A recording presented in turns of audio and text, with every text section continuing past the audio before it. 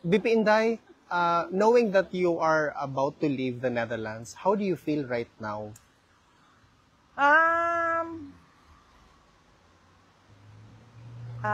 Well, I feel, ano sabi tawagan na? I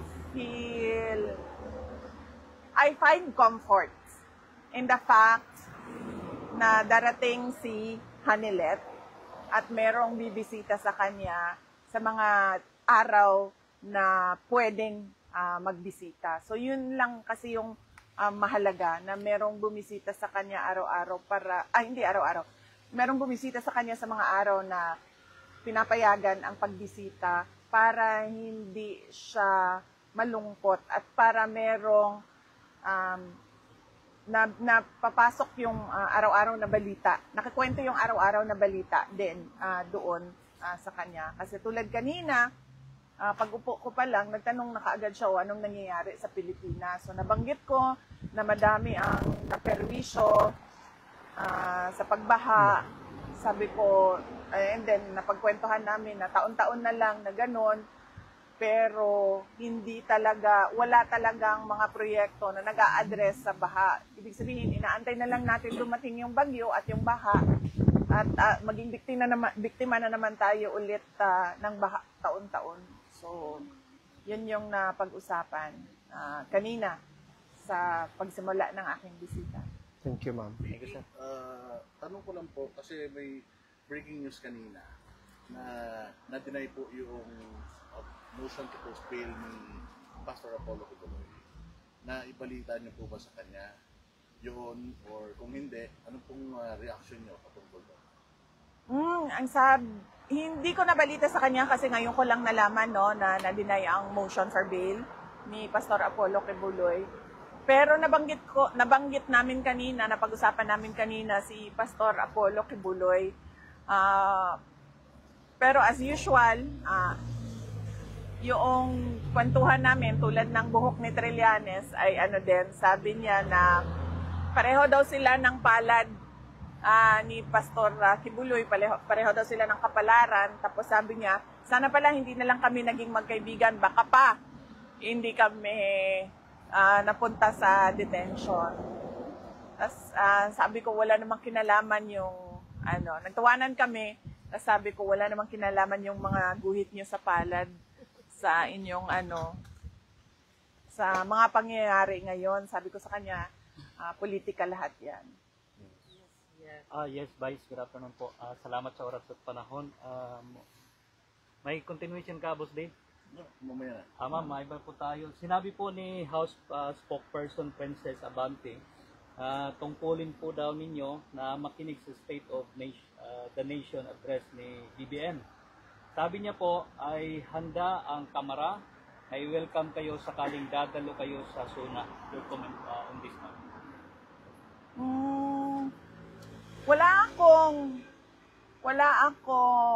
Wala tayong batas. Wala tayong batas na nagsasabi tungkulin ng mga Pilipino ang makinig sa presidente. Ang nasa batas natin nakalagay, tungkulin ng presidente ang magbigay sa atin, mga Pilipino, kung ano yung estado ng ating bansa. Siya yung may tungkulin, tayo walang tungkulin makinig. We have the rights to listen or to not listen. There is no law mandating us to listen to the president give his State of the Nation address. Thank you, ma'am. At additional, ma'am, giniit po ni House Spokesperson Attorney Princess Abante na galing sa mga ebidensya at testimonya ng mga testigo ang kasong crimes against humanity laban kay dating Pangulong Rodrigo Roa Duterte sa International Criminal Court. Anya, marites po daw ay yung sinabi ninyo na nakakulong si PRRD dahil sa chismis. May sagot po ba tayo dito, ma'am? Siguro dapat huwag magsalita si Miss Abante patungkol sa ICC case dahil spokesperson naman siya ng House of Representatives at wala namang kinalaman ang House of Representatives sa ongoing na kaso ngayon. ako, nandito ako bilang isang Pilipino, bilang isang Vice President ng Pilipinas na pinaglalaban yung karapatan ng isang kasamahan, kasambayan natin na Pilipino na kinuha sa Pilipinas at dinala sa ibang bansa para ikulong. So ako, meron akong right.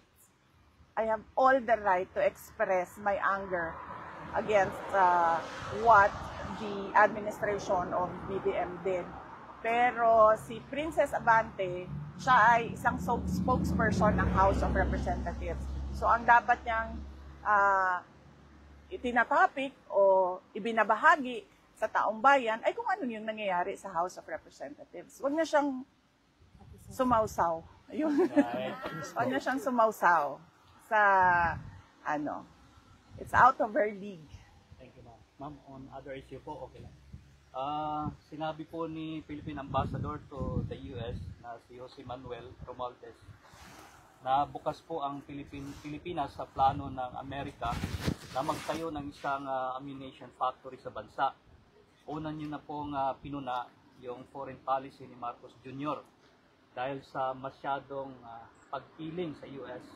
Ma'am, ano po ang masasabi niyo dito? Makakabuti po ba ito sa bansa natin, plano ng Amerika na magtayo ng isang ammunition factory sa Pilipinas? Ang nakalagay sa ating saligang batas, no, na meron tayong dapat independent foreign policy. Kung yung ginagawa ng gobyerno ay kumkiling sa iisang bansa lang, ibig sabihin nun, wala na tayong true independent policy. So, dapat hindi lang ako yung humukontra, lahat tayo mga Pilipino, humukontra sa plano na ito. Dahil ang ating mga galaw ay dapat for the interest of our country, hindi para sa interest ng ibang mga bansa. Hindi lang Amerikano, kahit anong bansa yan. Hindi para sa kanila ang galaw ng natin mga Pilipino. Ang mga ginagawa natin ay dapat para sa interes ng ating bansa. Pabalik po tayo, ma'am, doon sa issue ng pag-deny sa bail ni Pastor. Sa pagkakakilala niyo po ba kay Pastor Apollo, dapat po ma-approve or mali po ba yung desisyon ng korte na i-deny siya considering na mahina naman po talaga yung mga ebidensyang pinipresenta at puro hearsay lamang. Sa inyo po bang pagkakilala, pwede niyo po bang i-vouch si Pastor Apollo Kibuloy sa mga kababayan natin? Hindi ko alam, unang-una, hindi ko kasi nabasa yung desisyon ng judge kung bakit dininay yung application for bail. At pangalawa, hindi ko rin alam kung ano yung ebidensya na ipinakita ng prosecution para sila mag-oppose sa pag-apply ng bail ng accused. No? So mahirap magbigay ng comment kung wala akong alam kung ano yung nangyari doon sa loob ng korte. VP, another question about your impeachment. Kasi nag-release ng statement ng House of Representatives that they are not going to answer the Supreme Court's asking them to relate significant materials with respect to their decision-making process. What if it's possible for you to make comment po about the move of the House of Representatives that they are not going to provide this information kasi nga it is within the rights of their internal procedures daw and it's not within the jurisdiction of the Supreme Court to ask these pertaining documents. Yan na yung nakalagay, no? Pinpublish ba namin ang petition namin? Nag-release ang House of Representatives. No, ang petition namin, nakalagay lahat doon sa petition namin. Nakalagay lahat doon sa petition namin sa Supreme Court kung ano yung sinasabi namin na labag sa batas na ginawa nila. At syempre, dahil korte yon ay kailangan mabigyan din ng pagkakataon yung kabilang kampo na magbigay ng mga hinihingi ng korte. At nandun pa rin kami sa sinasabi namin na mali yung ginawa nila. Labag siya sa konstitusyon, labag siya sa batas at lalong-lalo na nilabag nila yung karapatan ko na na maging fair yung proseso ng pag-file ng impeachment. Any questions? Madam VP, bumabaha po ngayon sa Pilipinas dahil sa bagyo at alam naman po natin na meron po isang congressman from dito ang nagpo-propose na imbestigahan po yung Dolomite Beach na dahilan daw po ng pagbabaha Exactly. sa Metro Manila. Oo. So marami pong ulit baha ngayon, baka ibintang din po yan kay Pangulong Duterte dahil alam naman natin na yung Dolomite Beach isa po sa mga projects ni Pangulo. Oo, hindi na ako magtataka kung lahat ng ginawa or lahat ng ginagawa ni dating Pangulong Duterte ay imbestigahan ng administrasyon ngayon. At hindi na rin tayo magtataka kung lahat noong mga nangyayari ay sasabihin nila na kaparte yan ng war on drugs. At kasalanan yan ni President Duterte. Kasi nga, sinabi ko na, ang ginagawa kasi nila is political scapegoating. Ibig sabihin, ayaw nila tanggapin yung obligasyon, ayaw nila ibigay yung accountability sa mga problema. Tulad ng pagbaha, dapat kasi ang sasabihin mo niyan ay ano ba ang dahilan kung bakit nagbabaha? Ano ba ang plano natin para sa susunod na bagyo ay hindi nababaha? At paano ba natin i-implement yung plano natin na paniguraduhin natin na hindi na nasa-stranded o hindi na nabibiktima ng pagbaha yung mga tao. Ganun dapat ang sagot ng gobyerno. Hindi yung magtuturo sila ng ibang tao. Kasi nililihis nila yung attention ng tao sa totoong problema. VP Inday, I would like, on behalf of the Filipino people, we would like to thank you and the Office of the Vice President for extending the Libre Sakay program po, because it has actually elevated a lot and helped a lot of people, especially those areas na talagang present itong Libre Sakay. Do you have a message to those people, ma'am? We're very thankful for this program na extend pa siya. Yes. Oh, well, kung gaano man kaliit, kahit gaano man kaliit yung project namin, so as long as magagawa namin ay itutuloy yan ng Office of the Vice President. At sa ngayon, nabasa ko sa reporting kanina doon sa aming group chat sa opisina ay nagkikater kasi peak hours lang yung libreng sakay, pero ngayon may emergency dahil marami ang stranded dahil sa baha. So nagtuloy-tuloy yung pagtakbo ng bus para tulungan yung mga na-stranded doon sa kanilang mga assigned routes. Thank you, VP. Salamat. May bago pong statement, VP, si General Torre, tungkol sa mga DDS, wala daw utak. At saka, ang mga DDS daw at ang mga Duterte ay anti-government. At isa pa, nananawagan siya ng pagkakaisa, and sinasabi din niya na ICC na ang pinaka-fair. Ano pa daw ba ang nire-request natin? Bakit gusto pa natin pauwiin si Pangulong Duterte? Nasa ICC na, which is ang pinaka-fair daw po na korte sa buong mundo. Lagi ko naman na sinasabi pag mayroong nagsasabi sa akin na baliw ako, or may nagsasabi sa akin na kahit ano. At tulad niyan, may nagsasabi sa atin na bobo tayo, parang sabihin na lang natin, it takes one to know one. So kung bobo kami, bobo ka din. Tayo lang yan.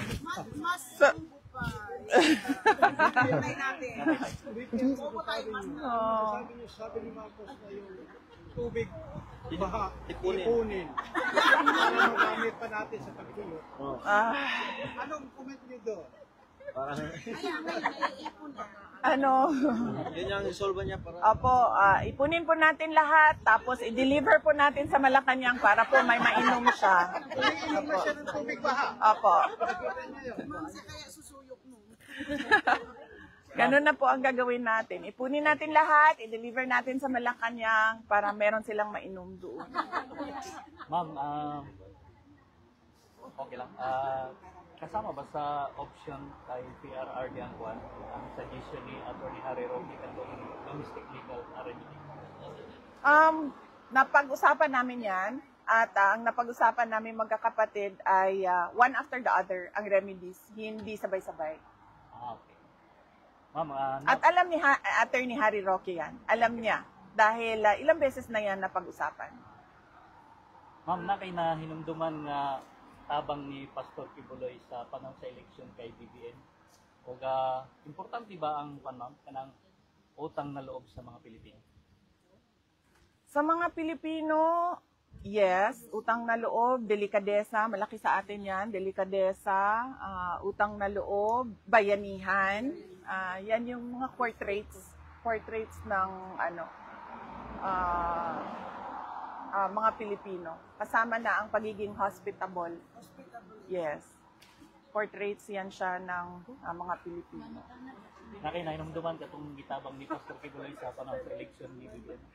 Oh yes, nag-endorse si Pastor Kibuloy kay President Marcos noong 2022. At nandoon ako the day na nag-endorse siya. Kasi bago kami umalis ng Davao City, dumaan kami sa simbahan, sa Catholic Church, then dumaan din kami kay Pastor Apollo Kibuloy at nag-prayer siya. Nag-pray siya para sa akin at nag-pray siya para kay President Marcos. Meron akong nabasa na tumulong siya bago pa yung presidential elections sa Senate run ata ni President Marcos. Ngano di ay? Kaya yung administrasyon man na nag-ipit siya karon wag pa sa buhay. Ano sila? Mangga nga. Manggang maasin. Mangga. Any comment lang, ma'am, nga ang President sa America is invite si PBBM before sa zona niya. Supposedly, wala ka pa na, ma'am, nag-invite siya karoon sa America. Gi-invite siya? Yes, Asa ang pinakalit. invitation letter? So,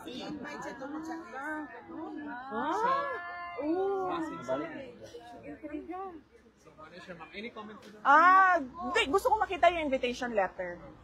Oo. Any more questions? Go ahead. Kasi ano, Sige ma'am. Diretso ma'am.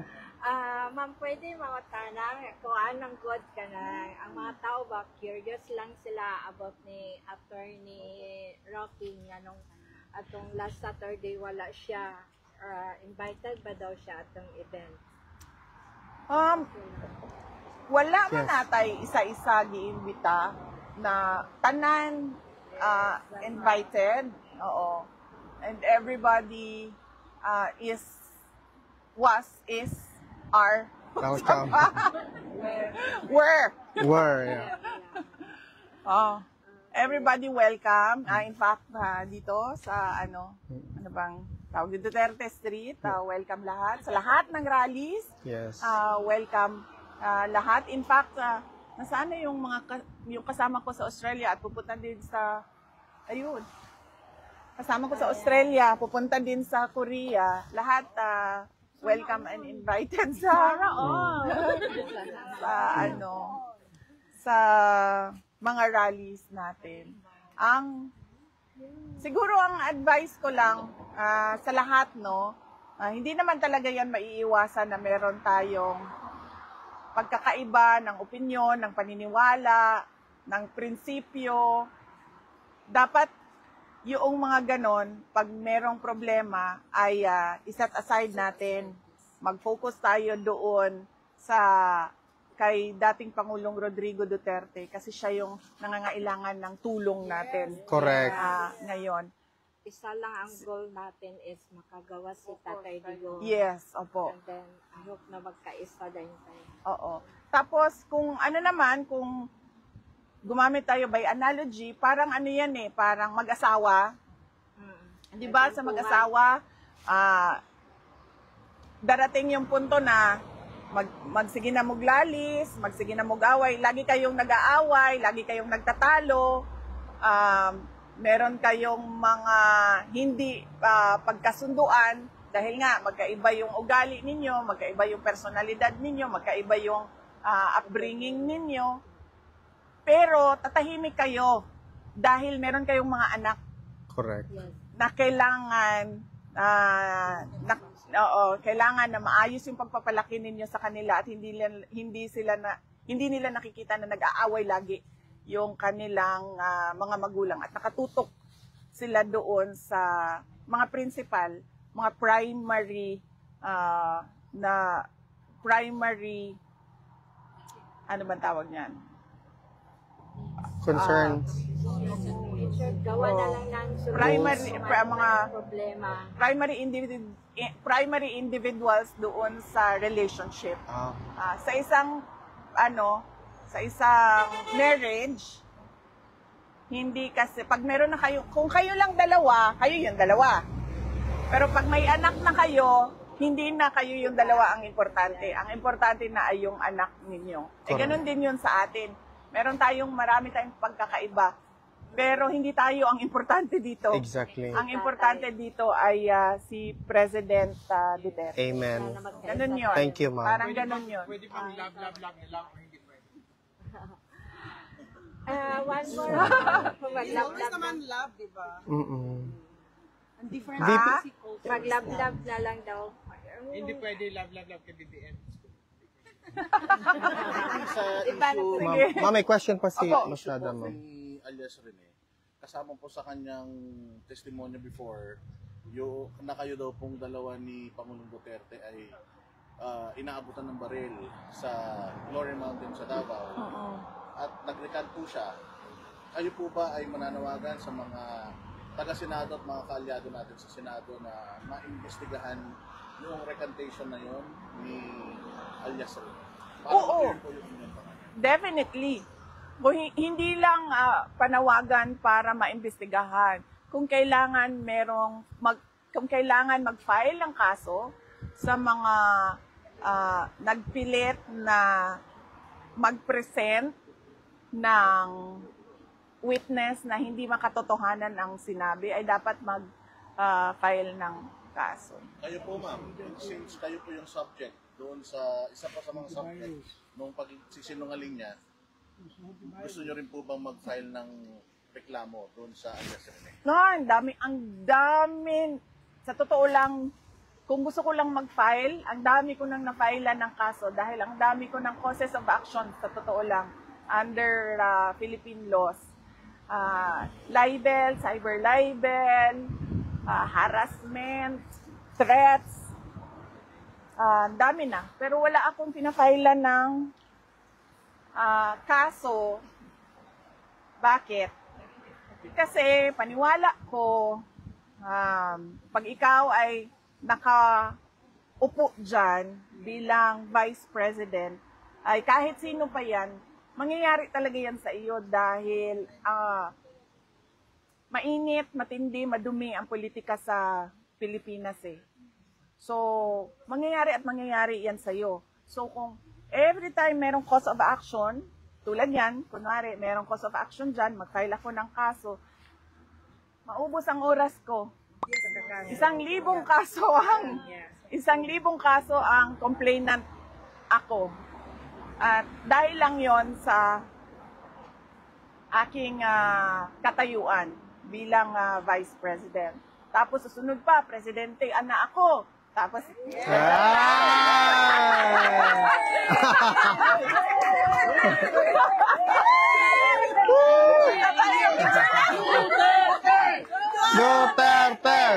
Duterte!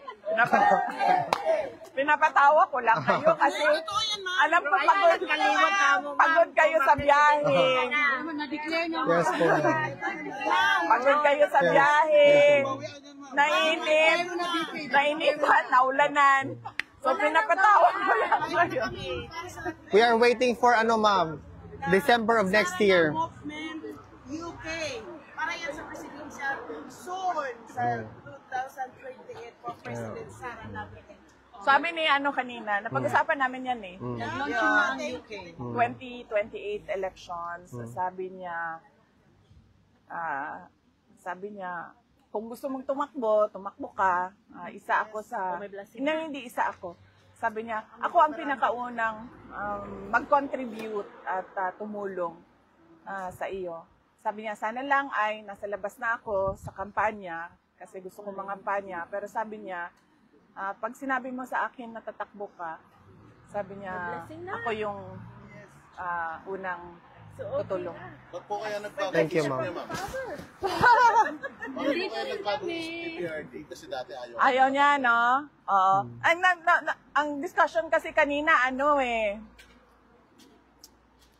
ba yun? BBM yan eh.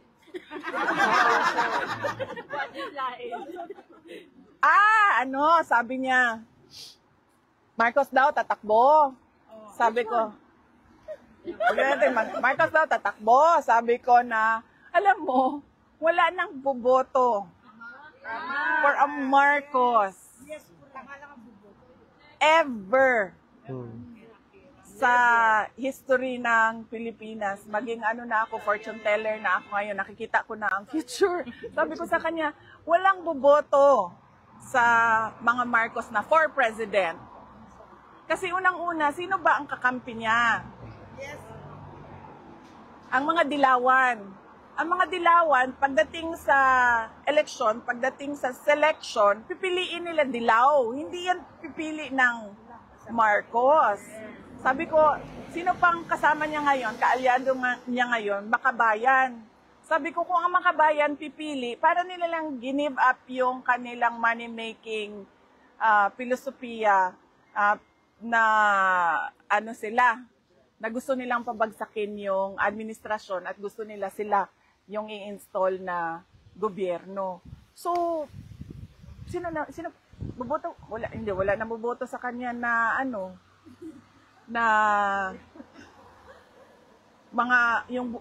ako bumoto ako sa kanya noong 2022.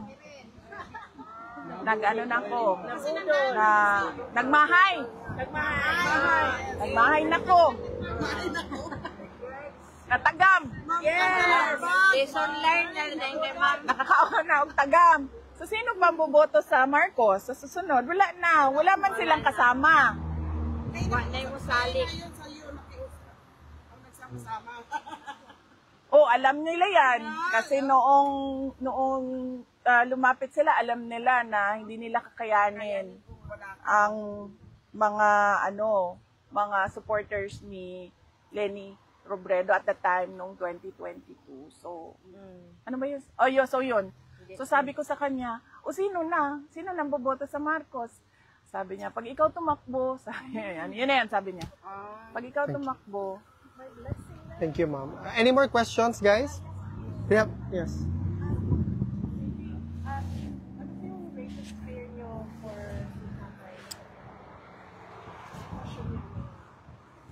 it's a bit personal. Greatest fear ko ay, unang-una, syempre, pag merong simbak ko na ay mahitabo saya sa sulod, na ay may mangyari sa kanya sa loob na wala ako dito, so kailangan ko pa magbiyahe ng 16 hours para makaabot ka agad dito. At ang pangalawa ay yung magiging malungkot yung kanyang araw-araw. Malungkot siya araw-araw.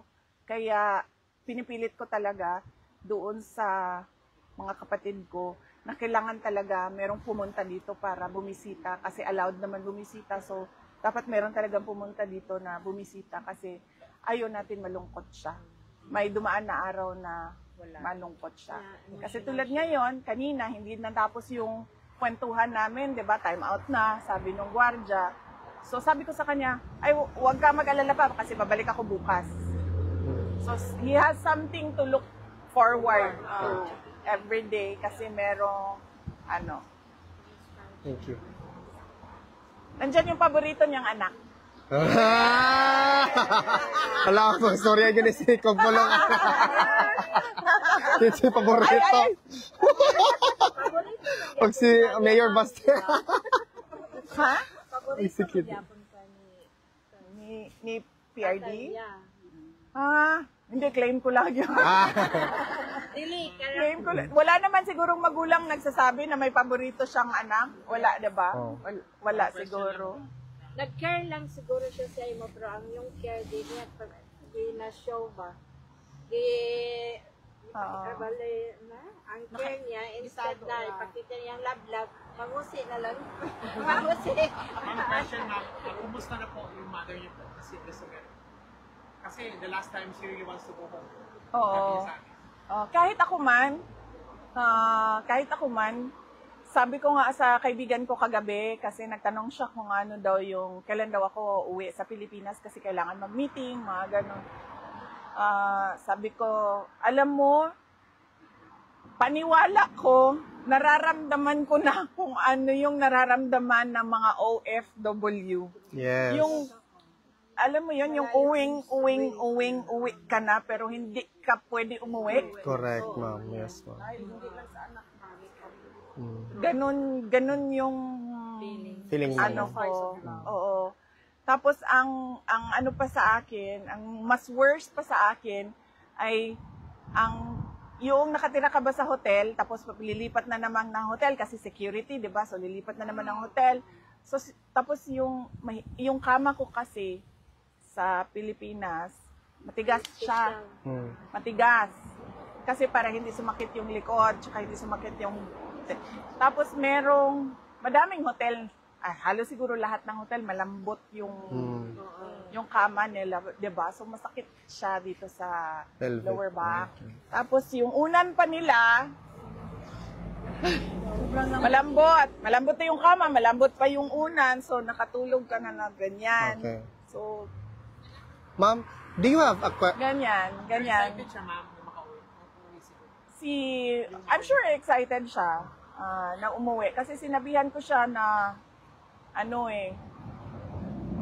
kailangan niya bumalik na naman. Kasi gumagawa na ng schedule. So, kailangan niyang bumalik. Pero sabi ko sa kanya, mag-isa ka na lang. Hindi na tayo pwedeng magsabay kasi para humaba yung yung ikot ng pagbisita. VP Inday, do you have a message to all the Filipino people? Unang-una, we are a disaster-prone country, no? Pero taon-taon na lang, para bang nag-aantay lang tayo ng kalamidad at ng emergency. Dapat lahat tayo ay magkaroon ng participation sa disaster risk reduction and management plan ng lahat ng mga local government units para handa na yung ating lugar, handa na tayo pagdating noong landslide, pagbaha, bagyo, malakas na ulan, malakas na hangin, lindol, pagsabog ng bulkan, at kung ano pa yung mga iba pang natural at man-made disaster na nangyayari dyan sa ating bansa. So, paniguraduhin natin na handa tayo lagi. Hindi yung darating na lang ang panahon ng bagyo, tapos, ayan na, ang baha, nasira na naman yung ref, nasira na naman yung TV, kasi, unang-una, walang maayos na drainage plan, at hindi naghanda yung mga tao sa personal nila na gamit, at lalong hindi naghanda yung gobyerno sa kanilang mga kailangan gawin. So, yan yung mensahe ko. VP, kailangan maghanda. Sorry, ma'am. Kailangan natin magkaroon ng plano at magkaroon ng, galing dun sa plano na yon ay magkaroon ng mga projects at magkaroon ng implementation ng mga proyekto at magkaroon ng kahandaan sa personal natin na mga properties. Thank you, VP. Do you... Ikaw. Yeah. Tayong lahat, ma'am, ang kailangan. Tayong lahat. Opo, tayong lahat. VP, Since you're here in the Netherlands and we consider Netherlands is below sea level, and engineers here are great in the infrastructure for making the dikes. If you become President, in the future, are you willing to bring the Dutch people to go to the Philippines to help us infrastructure our flood control, so that in that way we can also have progress to our country? Because here, they find solution to the problem. In the Philippines, we are solution to the problem. Are you going to consider the Dutch people? Yes, ma'am. Yeah. Opo. Oh. Yes, ma'am. We already did that, Yes, ma'am. exactly. Right now, I cannot remember the non-government organization which helped me when I was a mayor in Davao City. But we did that for Davao City when I was mayor. There was a Dutch consultant sent by the NGO to help the local government unit of Davao Later. City.